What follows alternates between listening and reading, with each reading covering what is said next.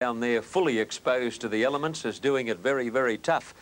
You know, it's many years since South Australian jockey Alf Matthews rode here in Sydney, but about 14 years ago he hit the headlines in a big way when he won our Epsom handicap on a long-priced mare called La Neige, beating a horse called Tiger Town, trained by a young Queenslander who was destined for bigger things to come, and his name was Brian Mayfield Smith.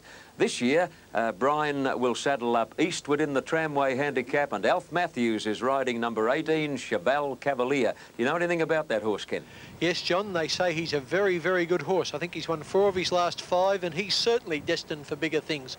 Whether he's got the zip to win a Tramway handicap is another thing. And Kenny Sutcliffe, if you think things have improved out here, I've got ice blocks in my veins. I don't know what else I've got, but I sure do need a big overcoat. Let's look at these prices. Number 1, Eastern Classic at 20 to 1, getting out the 25s. Shaftesbury Avenue at 5 to 2. Liverstone Lane is at 30 to 1.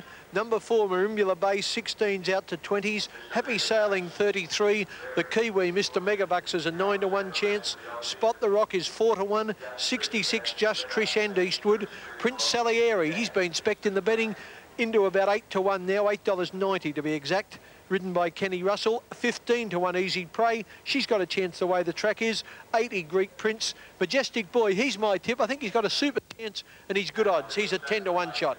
Regal Native and Whiskey Supreme are both 100. Page Prince at 40. Mink Jacket's the outsider at 200 to 1. And the horse John spoke of, Cheval Cavalier, $9.20. Or just over 8 to 1. If he doesn't win today, you keep your eye on Cheval Cavalier because he'll surely win in the very near future. Johnny. Thanks, Ken. Well, as you said, Shaftesbury Avenue has been very, very heavily supported, and he is a good horse. There's no two ways about it. He's already proven that, but by crikey, he'll want to be a good one today with 57 kilos and a bad barrier draw. Well, there's Alf Matthews, the South Australian jockey we were talking about, in the pink and black checks, white sleeves, pink cap, and what a neat little horse he is, Cheval Cavalier. His sire, Veet Cheval, was not very big either, but a great little galloper, and his wins included a Doncaster here at Randwick when he was a 3-year-old, and pleasingly, he's gone on to make the grade as a sire. Well, there's the good horse, Shaftesbury Avenue. Jimmy Cassidy on board. Jim rode the first 2 winners for Bart Cummings and has a great chance of making it a treble here. Shaftesbury Avenue into the stalls. Now, Shaftesbury Avenue goes up wide out, and the field looks just about intact in the stalls now for the Tattersalls Tramway, and here's the starter, Billy Cooper, coming over towards his rostrum. Amber lights flashing on top of the gates. Barrier positions will play a dominant part here with such a big field.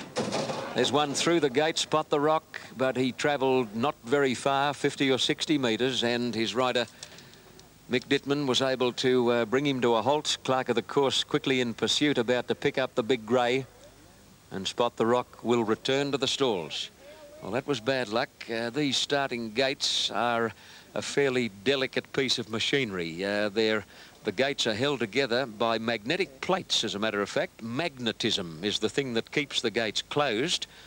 And contrary to popular belief, when the starter hits the button, he actually cuts off the magnetic field. The power supply stops when he hits the button, which releases the magnetic field, and huge springs pull the gates open, and that's the big clang you hear when the field is dispatched.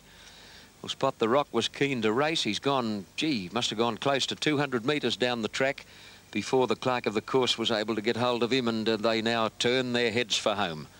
Back to the starting stalls they go. There's the gates with the cage which encloses the horses. Those stalls are very well padded internally, I might add, if you're wondering about any friction that the horses might experience within the gates. They're well padded. Now, there's Kenny Russell, an old-time horseman, keeping his mount nice and placid. Prince Salieri giving him a little pat, a little talking to. But he always was a friendly jockey, Kenny Russell, particularly when he's having a sing-song around the piano. He's the most musical jockey I think I've ever met. Does he love a sing-song? Ken Sutcliffe can verify that, having been present at the same sing-song. Now, Spot the Rock back behind the gates, about to be put back into the stalls, and they'll be away shortly in the Tramway. Easy Prey, Regal Native, Whiskey Supreme face well with Page Prince Cheval Cavalier. Ken Russell, as you can see, has eased his weight out of the saddle by popping one leg up onto the side of the stall. He's just giving Prince Salieri a little rest from that dead weight. Now, Spot the Rocks rider has dismounted momentarily behind the stalls. They look to be making a check of the gear on the big grey horse now. Well, that's a pity, because they were virtually ready to jump when Spot the Rock just broke that magnetic field that I was telling you about, bounded through the stall and has delayed the start. Oh, he's an imposing big horse, isn't he? Spot the Rock, trained by Helen Page at Warwick Farm, wearing the all too familiar blinkers now, which are becoming very commonplace in Australian racing. I don't know the percentage of horses that carry them in races, but it must be getting very close to 50-50. Now, Spot the Rock is back in the stalls. Mick Dittman has remounted, and the starter Bill Cooper edging over towards the rostrum now to let him go. A special cheerio to our good mate Brian Batman of the AJC staff, who's in hospital at St Vincent's in Sydney, watching Wide World of Sports.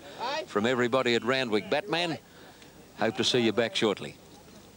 Stalls fly open and they're off and running in the Tramway. Whiskey Supreme was slow to move at the start, and so was Just Trish. Shaftesbury Avenue wide out as one of the first out. Easy Prey going to the lead. Marimbula Bay jumped away speedily. Liverstone Lane getting into a prominent spot, and Majestic Boy is handy when they get going, followed by Happy Sailing. At the head of the others then came Spot the Rock and Page Prince, followed by Cheval Cavalier. Further back came Eastwood, who's a bit wide in the run to the first turn, and then Happy Sailing. Prince Salieri's in trouble near the fence. He got a check, followed by Mr Megabucks, and then Greek Prince a good way back. Whiskey Supreme, Eastern Classic, Regal Native, and Just Trish's last at the 800 mark. Easy Prey the leader over Shaftesbury Avenue.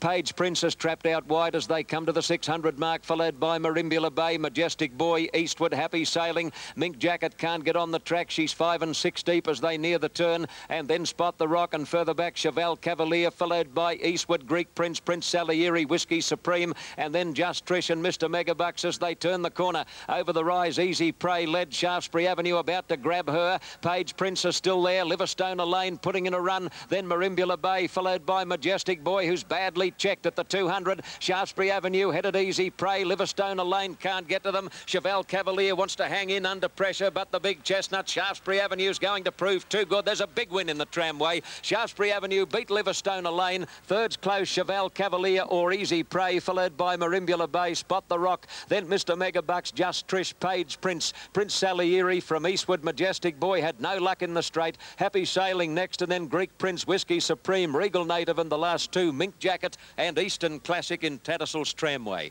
Forget Majestic Boy's run. He got absolutely crowded hopelessly in the home straight. Pretty hard to see there. In fact, you can't see him, but take it from me, his run can be overlooked, but he's a good horse, isn't he? Look at him try. You can usually tell a horse that's doing his best by the way he carries the head and stretches the neck, and you can see the intent in that horse's eye. He knows where the winning post is, and he wants to get there first. He's a damn good horse. Shaftesbury Avenue, $3.30 and $1.70. Liverstone Lane is going to pay $7.10. Very close for third. Cheval Cavalier wide out, possibly.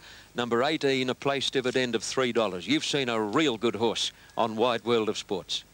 Handicap over 1,400 metres. The correct numbers were 2, 3 and 11. First, Shaftesbury Avenue paying $3.30 and $1.70. Second, number 3 at $7.10. And third, number 11, $4.90. And Kenny Callender's tip for Sydney race